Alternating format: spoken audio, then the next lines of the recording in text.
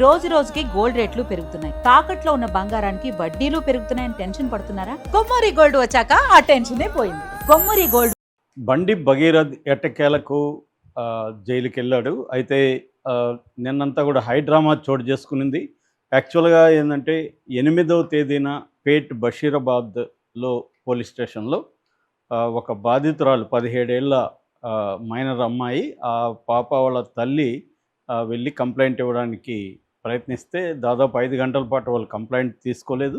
వాళ్ళు బండి సంజయ్ కుటుంబానికి ఈ విషయాన్ని తెలియజేశారు. దాంతో బండి భగీరథ్ వెళ్ళి కరీంనగర్ పోలీస్ స్టేషన్లో హనీ ట్రాప్ అని వీళ్ళ మీదనే ఒక కేసు పెట్టాడు. దాని తర్వాత ఇక్కడ కూడా పేట్ బషీరాబాద్లో రాత్రి కంప్లైంట్ తీసుకున్నారు. దాని అంటే ఒక మైనర్ బాలిక మీద ఫోర్స్ఫుల్గా పెనెట్రేటివ్ సెక్స్ యాక్చువల్గా, కానీ వాళ్ళు సెక్షన్ 11 రెడ్ విత్ 12 పోక్సో చట్టం 2012 కింద వేధింపులుగా నమోదు చేసుకున్నారు. అది బయటకు వచ్చిన న్యూస్. దాని తర్వాత బండి సంజయ్ తన మీద కుట్ర జరుగుతుందని, రాజకీయంగా తనని ఎదగనీయకుండా చేయడానికి ఒక ప్లాన్ చేసి ఇది చేశారని కూడా ఆరోపించారు. వాళ్ళు అంతు చూస్తారని కూడా బెదిరించాడు. ఇటు ప్రధానమంత్రి 10వ తేదీ ఇక్కడికి వచ్చినప్పుడు ప్రధానమంత్రి ఎదురుగానే అతను మాట్లాడాడు. దాని తర్వాత ఏకతా యాత్రలో కరీంనగర్లో కూడా బెదిరింపులు చేశాడు. దాంతోపాటు ఆయన తన ఆవేదన కూడా వ్యక్తం చేశాడు. కన్నపేగు డిప్రెషన్లోకి వెళ్ళిందని, ఇవన్నీ కూడా చేశాడు. అంటే ఒక మెలోడ్రామా, ఒక బెదిరింపులు, ఈ రెండు చేశాడు.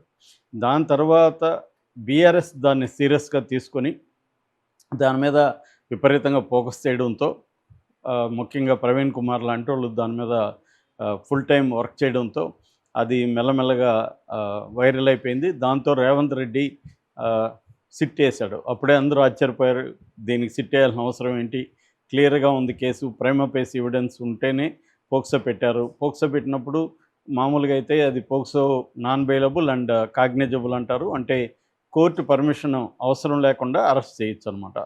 సో కానీ అరెస్టు చేయలేదు. బండి సంజయ్ కూడా దాని గురించి మాట్లాడకుండా ఇది తప్పుడు కేసు అన్నట్టుగానే మాట్లాడారు. దాని తర్వాత విక్టిమ్ బ్లేమింగ్, ఆ అమ్మాయికి చాలా అఫైర్లు ఉన్నాయని, ఇతనితో కూడా అమ్మాయి ప్లాన్డ్గానే వచ్చిందని, మందు కూడా ఎటువంటి ఒత్తిడి లేకుండానే జనవరి 1న తాగింది అని కూడా ప్రచారం పెద్ద ఎత్తున అమ్మాయికి వ్యతిరేకంగా అమ్మాయిని బ్లేమింగ్ చేయడానికి ట్రై చేశారు. ఈ నేపథ్యంలో ఇది మెల్లగా ప్రజా సమూహాల్లోకి కూడా వెళ్ళిపోయింది. మహిళా సంఘాలు, ప్రజా సంఘాలు, జనరల్గానే ఈ సివిల్ సొసైటీ అనేది, పౌర సమాజం అనేది తెలంగాణలో బాగా బలంగా ఉంటుంది. వాళ్ళు దీన్ని టేకప్ చేయడంతో అది ఇంకా సీరియస్ అయిపోయింది. ఈ లోపల గవర్నర్ కూడా అమిత్ షాను కలిసి ఒక నివేదిక సమర్పించినట్టుగా తెలుస్తుంది. సో బీజేపీలో కూడా ఒక వర్గం బండి సంజయ్కి యాంటీగా ఉండడంతో వాళ్ళు కూడా బండి సంజయ్కి మద్దతుగా ఎక్కడా నిలబడలేదు. పైగా వాళ్ళంతా కూడా దీన్ని ఎంజాయ్ చేస్తారని కూడా వార్తలు వచ్చాయి. ఈ నేపథ్యంలో కోర్టుకి వెళ్ళారు. నిరంజన్ రెడ్డి వైసీపీ రాజ్యసభ సభ్యుడు, ఆయన బండి భగీరథ్ తరపున ఈ అమ్మాయికి సంబంధించి అక్కడ కూడా క్యారెక్టర్ అసాసినేషన్కి సంబంధించి మాత్రమే ఎక్కువగా చేసినట్టుగా అర్థమవుతుంది. కానీ మా పోక్సో ఏం చెప్తుందంటే, ఒక మైనర్ బాలిక కానీ, ఒక మైనర్ బాలుడు కానీ వాళ్ళు ఇష్టపూర్వకంగా కలిసిన, బలవంతంగా వాళ్ళతో వేరే మేజర్ ఎవరైనా కలిసినా ఆ కలిసిన మేజర్లదే తప్పు అవుతుంది, వాళ్ళు నేరస్తులు అవుతారు. ఇక్కడ ఏమైందంటే సిట్ వేసినాక రితురాజ్ గైక్వాడ్ డీసీపీ, ఆమె సిట్కి ఇన్ఛార్జిగా ఉంది. ఆమె ఆధ్వర్యంలో మళ్ళీ ఆ బాలికను పిలిచి రెండోసారి వాంగ్మూలం తీసుకున్నాక దీన్ని పోక్సోలో సెక్షన్ 5(I) రెడ్ విత్ 6 దీన్ని చేర్చారు. ఈ సెక్షన్ ప్రకారం అగ్రెసివ్ పెనిట్రేటివ్ జరిగింది అనేది ప్రాథమిక నిర్ధారణలో ప్రూవ్ అయినట్టుగా అనమాట. సో దీని ప్రకారం మినిమం 20 ఏళ్ళు జైలు శిక్ష ఉంటుంది. దాని తర్వాత 12వ తేదీ పేట్ బషీరాబాద్ పోలీసులు ఈ అబ్బాయికి నోటీస్ ఇవ్వడానికి వెళ్తే లేడని చెప్పి వాళ్ళ మేనమామ ఆయనకి నోటీస్ ఇచ్చి వచ్చారు. 13వ తేదీ విచారణకు రమ్మన్నారు. ఈ లోపల కోర్టులో ముందస్తు బెయిల్ విచారణ జరిగింది. ముందస్తు బెయిల్ ఇవ్వడానికి జడ్జి గారు నిరాకరించారు. ఆ అమ్మాయి మైనరే అనేది కూడా జడ్జి తేల్చారు. ఈ లోపల మైనర్ కాదు మేజరు 2 బర్త్ సర్టిఫికేట్లు ఉన్నాయి అని చెప్పి వార్తలు వైరల్ చేశారు. కానీ ఆ 2 బర్త్ సర్టిఫికేట్లలో కూడా ఆ అమ్మాయి మైనర్‌గానే ఉంది. అంటే 2010 ఆగస్టు 12 ఒకటి ఉంటే 2008 ఆగస్టు 12 రెండవదుంది. ఈ రెండిటి ప్రకారం కూడా ఈ సంఘటన జరిగిన నాటికి ఆ అమ్మాయి మైనరే. కాబట్టి ఏ రకంగా చూసుకున్నా పోక్సో వర్తిస్తది, అరెస్టు కావాలి. ఈ లోపల ఒక కాన్క్లేవ్‌లో రేవంత్ రెడ్డి సంజయ్‌కి నేను సూచన చేస్తున్నాను. ఆయనే స్వయంగా తీసుకొచ్చి కొడుకుని అప్పగించాలి అని కూడా అన్నాడు. అది కూడా అందరూ ఆశ్చర్యపోయారు. ఒక ముఖ్యమంత్రిగా ఉండి ఒక నేరస్తుడు తండ్రికి అప్పీల్ చేయడం ఏంటి? ఎందుకంటే ఇది ప్రతిదానికి వర్తిస్తది. పోక్సోలో అని కాదు, అన్ని కేసుల్లో కూడా తల్లిదండ్రులకి మనం అప్పీల్ చేస్తామా? మీరు తీసుకొచ్చి మీ కొడుకుని అప్పగించండి పోలీసులు వెళ్ళి పట్టుకుంటారా? కాబట్టి ఇది విచిత్రంగా అనిపించింది. ఇక్కడేదో కుమ్మక్క జరుగుతుందని అందరూ కూడా అనుకున్నారు. సో, బాగా ఇటు రేవంత్ రెడ్డి మీద నెగటివిటీ వచ్చింది. ఇటు బండి సంజయ్‌కి కూడా బాగా నెగటివిటీ వచ్చింది. ఈ నేపథ్యంలో బెయిల్ ఎప్పుడైతే ఇవ్వలేదో అతనికి అరెస్టు నుంచి కూడా రక్షణ కోర్టు ఇవ్వలేదు. అట్లాగే విచారణకు కూడా రాలేదు. కాబట్టి నిన్న లుకౌట్ నోటీసులు జారీ చేశారు బషీరాబాద్ పోలీసులు. అంటే లుకౌట్ నోటీసులు అంటే దేశాన్ని దాటిపోకుండా అన్ని ఎయిర్పోర్ట్లకు కూడా వెళ్ళిపోతుందన్నమాట. సో, అలాగే జారీ చేసి నిన్నంతా కూడా వెతకడం మొదలుపెట్టాడు. ఇటు కరీంనగర్లో వాళ్ళ అమ్మమ్మ ఇంట్లో వెతికారు. అలాగే జూబ్లీ హిల్స్, బంజారా హిల్స్, యూసఫ్ కూడా వాళ్ళ ఫ్రెండ్స్, బంధువులు ఇళ్లలో వెతకడం మొదలుపెట్టాడు. దీంతో నిన్న ఈవినింగ్ మేడ్చర్ల మేజిస్ట్రేట్ దగ్గరికి ఈ బాధితురాలను తీసుకెళ్లారు. వాళ్ళ తల్లిని తీసుకెళ్లారు. వాళ్ళిద్దరి దగ్గర దాదాపు 40 నుంచి గంట సేపు వాంగ్మూలాన్ని బిఎన్ఎస్ఎస్ 183 అంటారు. ఇంతకుముందు సిఆర్పిసి 164 ఉండేది. దాన్ని ఇప్పుడు బిఎన్ఎస్ఎస్ భారతీయ నాగరిక సురక్షా సంహిత 183వ సెక్షన్ ప్రకారం వాంగ్మూలాన్ని మేజిస్ట్రేట్ ముందు నమోదు చేసుకున్నారు. సో, దాని తర్వాత 8:30 ప్రాంతంలో ఇతన్ని నార్సింగ్ దగ్గర అప్పా జంక్షన్ అంటారు, పోలీస్ అకాడమీ జంక్షన్ దగ్గర పట్టుకున్నామని రమేష్ సైబరాబాద్ సిపి ఆయన ప్రకటించారు.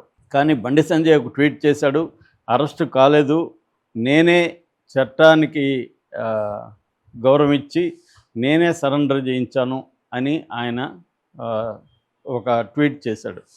సో, లాయర్లు కూడా కరుణాసాగర్ వీళ్ళ లాయరు ఆయన కూడా లేదు, నేను ఇంకొక లాయర్ కలిసి ఈ అబ్బాయిని తీసుకెళ్ళి మేమే సరెండర్ చేయించాం అన్నారు. ఆ విజువల్స్ కూడా బయటకు వచ్చాయి. ఆ వీడియో కూడా తీశారు. ఇతను హుడీ వేసుకొని మాస్క్ కట్టుకొని ఉన్నాడు భగీరథ్, లాయర్లు ఉన్నారు, వీళ్ళిద్దరూ కలిసి తీసుకెళ్ళి అప్పగించారు. 4 కార్ల కాన్వాయ్తో వెళ్ళినట్టుగా కూడా తెలుస్తుంది. కానీ పోలీసులేమో ఇది అఫిషియల్గా మేమే అరెస్ట్ చేశాము, అతను ఎస్కేప్ అవుతుంటని చెప్తున్నారు.